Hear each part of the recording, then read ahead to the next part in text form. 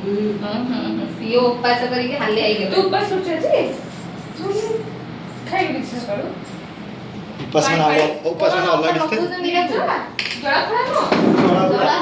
Please काचू ଭଲ ଲାଗୁନି ସେ ୱାର୍ଡଟା।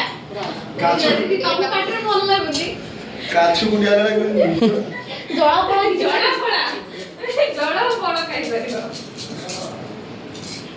ଏଇଲା ଏଡି ଟିକେ ତାକୁ ମୁଁ ଆଉ ଥରେ ବ୍ରଶଟା ନା ମୋଠୁ ବଡ ହେଇଛି। ମୋଠୁ ବି ଦୁନିଆରେ କାହା ଛୋଟ ମୋ